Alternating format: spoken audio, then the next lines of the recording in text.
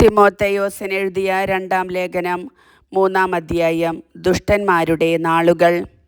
ഒരു കാര്യം മനസ്സിലാക്കിക്കൊള്ളുക, അവസാന നാളുകളിൽ ക്ലേശപൂർണമായ സമയങ്ങൾ വരും. അപ്പോൾ സ്വാർത്ഥസ്നേഹികളും ധനമോഹികളും അഹങ്കാരികളും ഗർവിഷ്ഠരും ദൈവദൂഷകരും മാതാപിതാക്കന്മാരെ അനുസരിക്കാത്തവരും കൃതജ്ഞരും വിശുദ്ധിയില്ലാത്തവരുമായ മനുഷ്യരുണ്ടാകും.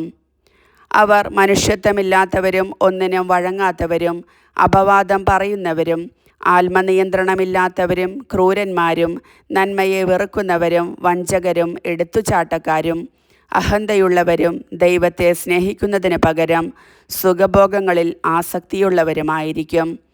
അവർ ഭക്തിയുടെ ബാഹ്യരൂപം നിലനിർത്തിക്കൊണ്ട് അതിൻ്റെ ചൈതന്യത്തെ നിഷേധിക്കും. അവരിൽ നിന്ന് അകന്നു നിൽക്കുക.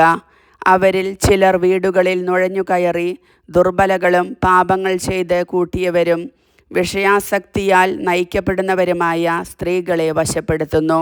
ഈ സ്ത്രീകൾ ആര് പഠിപ്പിക്കുന്നതും കേൾക്കാൻ തയ്യാറാണ്. എന്നാൽ സത്യത്തെപ്പറ്റിയുള്ള പൂർണ്ണജ്ഞാനത്തിൽ എത്തിച്ചേരാൻ അവർക്ക് കഴിവില്ല. യാന്നസും യാംബ്രസും മോശയെ എതിർത്തതുപോലെ ഈ മനുഷ്യർ സത്യത്തെ എതിർക്കുന്നു. അവർ ദുഷിച്ച മനസ്സുള്ളവരും വിശ്വാസനിന്ദകരുമാണ്.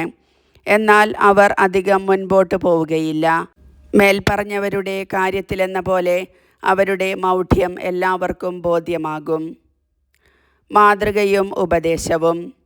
ഞാൻ പഠിപ്പിച്ച സത്യങ്ങളും എൻ്റെ ജീവിത രീതിയും ലക്ഷ്യവും വിശ്വാസവും ക്ഷമയും സ്നേഹവും സ്ഥൈര്യവും നീ അറിഞ്ഞിട്ടുണ്ടല്ലോ.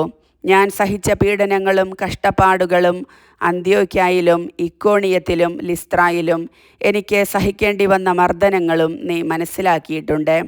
അവയിൽ നിന്നെല്ലാം കർത്താവ് എന്നെ രക്ഷിച്ചു. യേശുക്രിസ്തുവിനോട് ഐക്യപ്പെട്ട് വിശുദ്ധ ജീവിതം നയിക്കാൻ ആഗ്രഹിക്കുന്നവരെല്ലാം പീഡിപ്പിക്കപ്പെടും. അതേസമയം ദുഷ്ടരും കപടനാട്യക്കാരും വഞ്ചിച്ചും വഞ്ചിക്കപ്പെട്ടും അടിക്കടി അധപ്പതിക്കും. എന്നാൽ നീ പഠിപ്പിച്ചിട്ടുള്ളതും ഉറപ്പായി വിശ്വസിച്ചിട്ടുള്ളതുമായ കാര്യങ്ങൾ ആരിൽ നിന്നാണ് പഠിച്ചതെന്നോർത്ത് അവയിൽ സ്ഥിരമായി നിൽക്കുക.